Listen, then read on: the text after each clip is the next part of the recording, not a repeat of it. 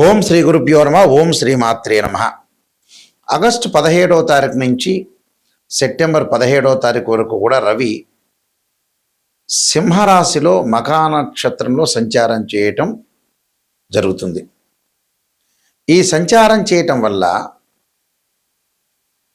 సంవత్సరం తర్వాత తన సొంత రాశి అయిన స్వక్షేత్రంలో సూర్యభగవానుడు సింహరాశిలో సంచారం చేయటం వల్ల మనకి ఎలాంటి ఫలితాలు జరగబోతున్నాయి అంటే ఇవన్నీ కూడా గోచారరీత్యా చెప్పబడే ఫలితాలు అంటారు. గోచార ఫలితాలకి అలానే బర్త్ చార్ట్కి ఉన్న డిఫరెన్స్ చాలా ఉంటుంది. గోచారం అంటే ఏమిటంటే 20%. అంటే ఈ నెలలో ఎలాంటి పనులు చేయాలి, వృత్తి ఉద్యోగ వ్యాపార రంగాలు ఎలాంటి నిర్ణయాలు తీసుకోవాలి, ఎలాంటి విషయాల్లో ముందుకు వెళ్ళాలి, ఎలాంటి నిర్ణయం తీసుకుని ముందుకు వెళ్ళాలి, ఆరోగ్యపరంగా ఎలా ఉంటుంది, ఉద్యోగపరంగా ఎలా ఉంటుంది, వ్యాపార పరంగా ఎలా ఉంటుందని, శుభ కార్యక్రమాలు ఎలాంటి నిర్ణయాలు తీసుకోవాలనేది తెలిపేదే గోచారం. లైఫ్ లాంగ్లో రవి ఎలా ఉన్నాడు అంటే లైఫ్ లాంగ్లో ఏ విధంగా ఉండబోతున్నాడు అనేది మనం చూసుకోవాలి. ఎందుకంటే దశమ భావాధిపతి కూడా ఇక్కడ రవే. దశమ భావాధిపతులు రవి, బుధుడు, గురువు, శని. అందువల్ల దశమ భావానికి కారకత్వాన్ని వహించే గ్రహం ఏంటంటే రవి జ్యోతిష్ శాస్త్రంలో. మిగతా భావాలకి మిగతా గ్రహాలు ఉన్నాయి. రవి ఏ స్థానంలో ఉన్నాడు, రవి మహర్దశ కలిసి వస్తుందా లేదా, రవి మహర్దశలో ఉద్యోగం వస్తుందా లేదా, బర్త్ చార్ట్ ప్రకారంగా రవి ఎక్కడున్నాడు. కొన్ని లగ్నాలకి రవి మహర్దశ కలిసి వస్తుంది, కొన్ని లగ్నాలకి రవి మహర్దశ కలిసి రాదు. ఎలాగ కలిసి వస్తుంది ఏమిటి అనేది మనం చూసుకోవాలి. చూసుకొని ముందుకెళ్తే మనకు అనుకూలమైన ఫలితాలు వస్తాయి. అయితే మకర రాశి వారికి ప్రధానంగా సూర్య భగవానుడు అష్టమ స్థానంలో ఉన్నాడు.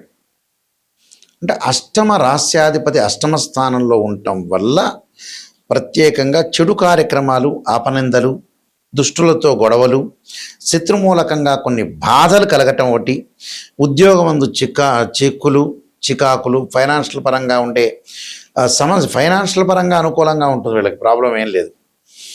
అలానే భార్యాభర్తల యొక్క కలయిక బాగుంటుంది, భార్యాభర్తల మధ్యలో అనురాగ బంధం పెరుగుతుంది, ధనం కలిసి వచ్చే అవకాశం ఉంటుంది. కానీ ఏదో రకంగా అనవసరంగా ఉద్యోగంలో చికాకులు వచ్చే అవకాశాలు ఎక్కువ ఉంటాయి. ఉద్యోగము వ్యాపారంలో మాత్రమే చికాకులు, అనారోగ్య సంబంధమైన విషయాలు జాగ్రత్తగా ఉండాలి.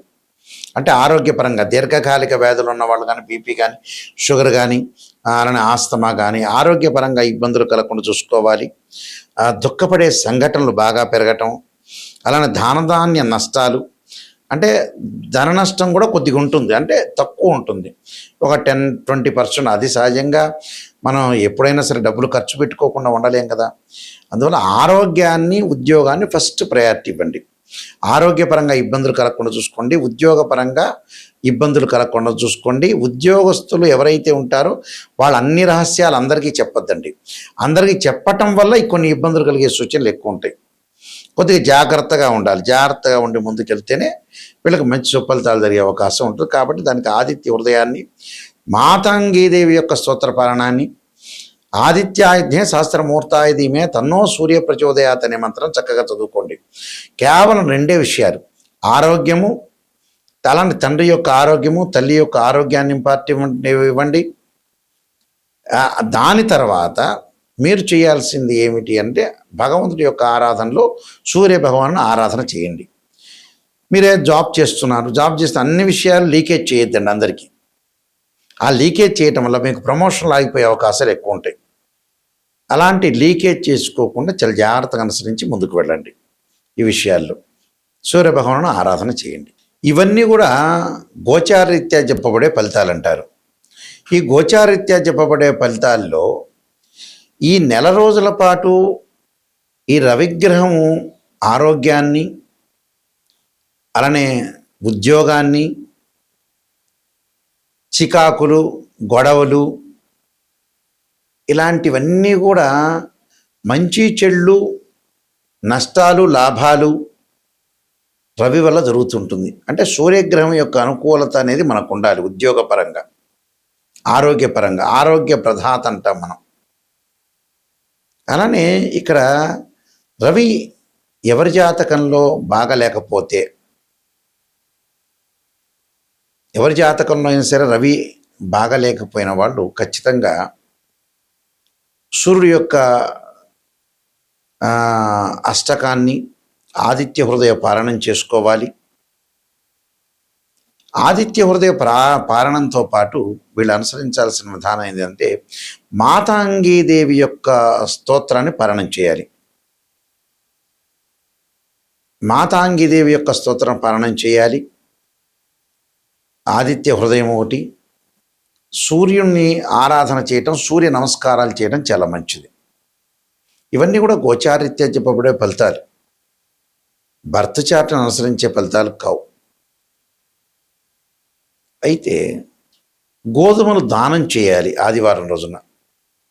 గోధుమ రవ్వతో కానీ పిండితో కానీ ఏదైనా ప్రసాదం చేసి దేవాలయంలో ప్రధాన అర్చకులకు ఇవ్వటం వల్ల, వాళ్ళందరూ కూడా వితరణ చేయటం వల్ల, వాళ్ళందరికీ కూడా ప్రధాన అర్చకులు వితరణ చేయటం వల్ల సూర్యుడి యొక్క దోషం పోతుంది.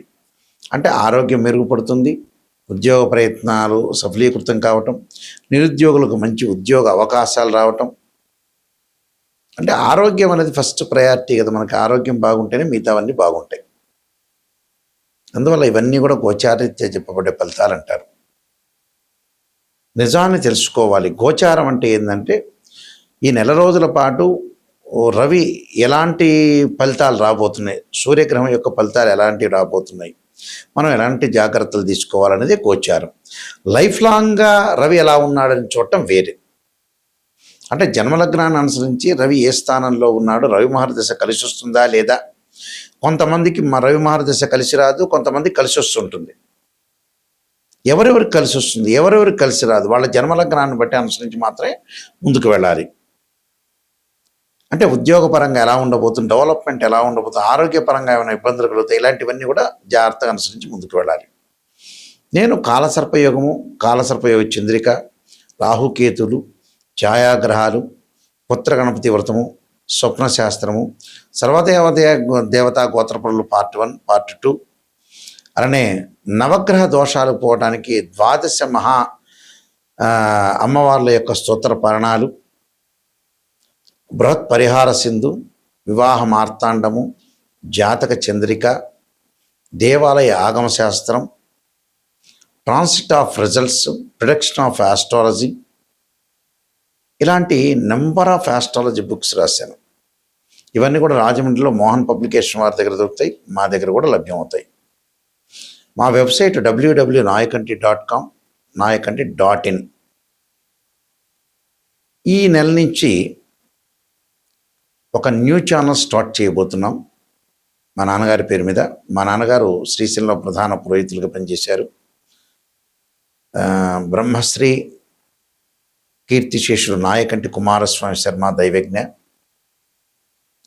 వీరు జ్యోతిష్యంలోనూ, వాస్తులోనూ, అలానే స్మార్తంలోనూ, వేదంలోనూ, హస్త సాముద్రికంలోనూ పండితులు. అంటే వీళ్ళందరూ కూడా మా నాన్నగారు పురాతన రోజుల్లో జ్యోతిష్యులు. వీళ్ళందరూ కూడా ఇప్పుడు లేరు, కాలం చేశారు. వారి పేరు మీద, ఎందుకంటే పెద్దవాళ్ళు చెప్పే విధానాలు కానీ అవన్నీ కూడా పూర్వం రోజుల్లో చాలా మంచిగా ఉండేది, వాళ్ళ నిర్ణయాలు కానీ వాళ్ళ విషయాలన్నీ కూడా.